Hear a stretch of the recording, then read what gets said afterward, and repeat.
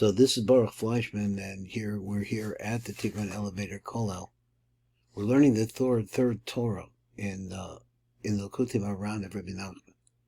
It's important to understand that Rebbe Nachman lived at the same time as really the Vilna Gaon and the Lubavitcher Rebbe, the first Rebbe Lubavitcher, the Alter Rebbe of Lubavitch. This is a time of tremendous change. It was the time of Napoleon.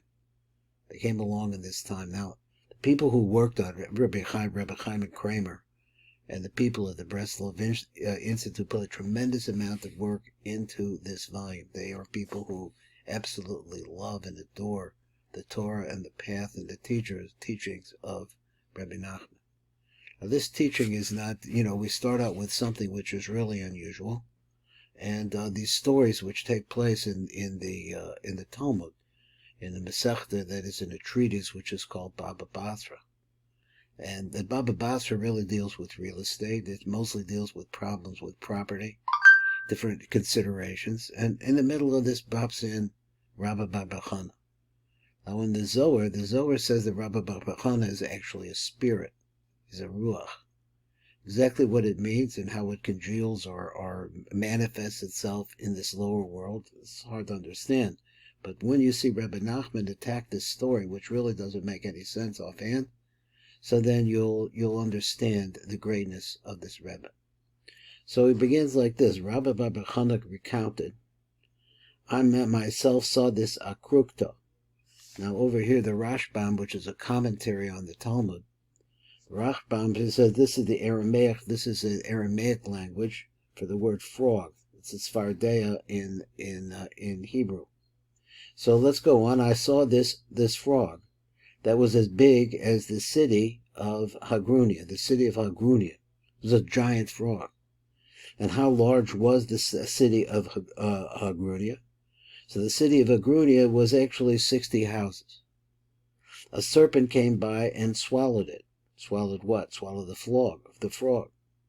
A pushkansa came by and swallowed the servant. Now he says, what is a pushkansa? Rabbah says this pushkansa, let me see, where is it? The Talmud says that a serpent came by. Rabbah says this pushkansa is a female raven.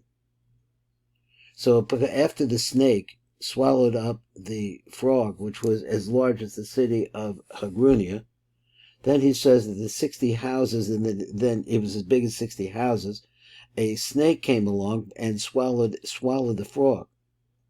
That must have been a pretty big snake. And then a pushkansa, which is now we understand is a female raven, came by and swallowed the serpent.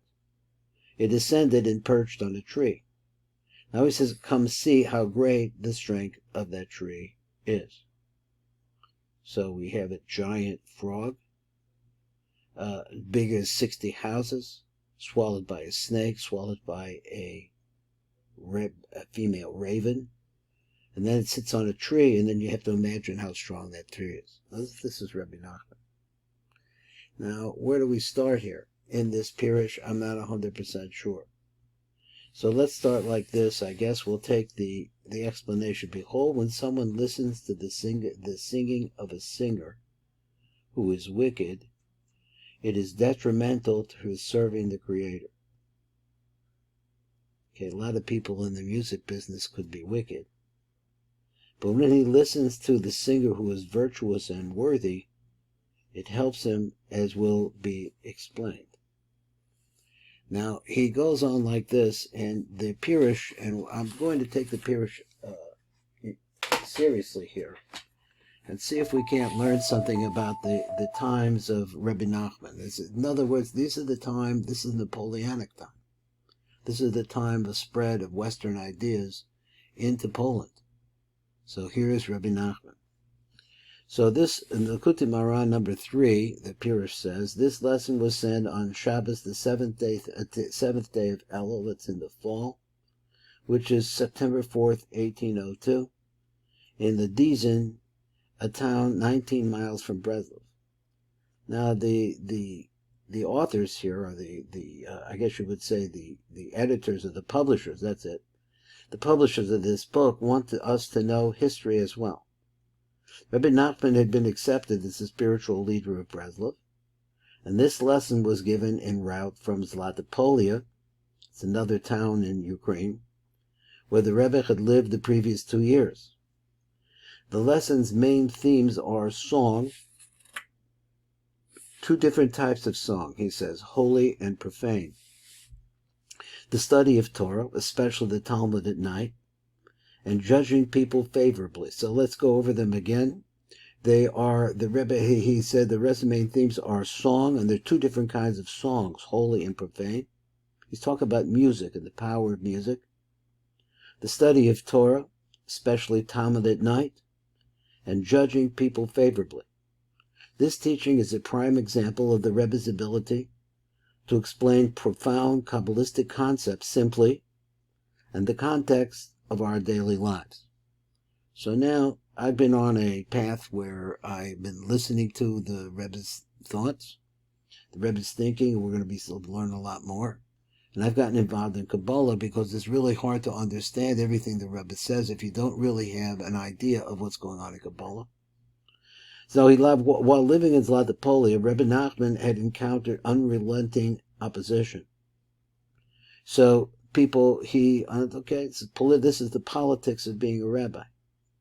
Particularly from the Shpola Zayda. There's a person who was called the Shpola Zayda, which means the grandfather of this place called Shpola, and his followers. So the Shpola Zaydi didn't like Rebbe Nachman. The Dizin, some very 100 kilometers to the west, was very different. There he was received with considerable honor by the local inhabitants.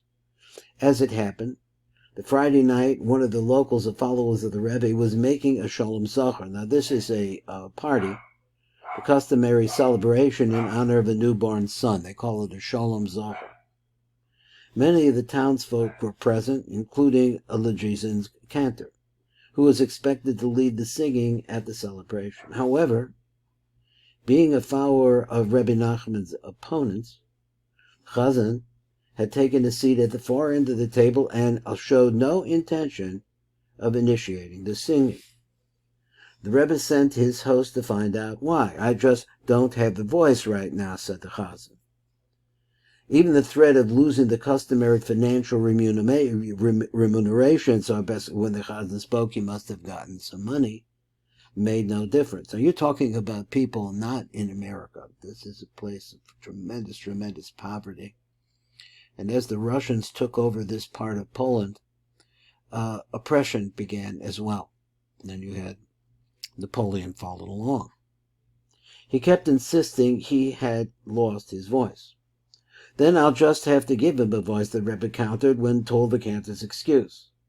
Others began to sing instead. Later, as the celebration was about to conclude, Rebbe Nachman made a comment that left everyone perplexed.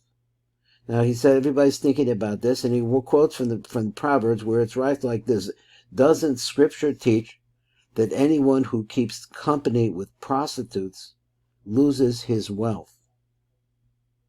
And then there's the publishers write, or the editors write, his voice. He loses his wealth, which in the case, does he mean his voice? Because the wealth of a cantor is to sing. So the next day, Shabbat, Rebbe Nachman taught this lesson and left for Breslov earlier the following week. So that's the background of what the situation was when Rebbe Nachman began to say this shtickle Torah. So now the commentary goes on, and I'm finding it interesting, and let's read on some more. So he says, that is it right now. That is the end of this year. This is the first year in Rebbe Nachman, Likutei Maharn, Torah number 3.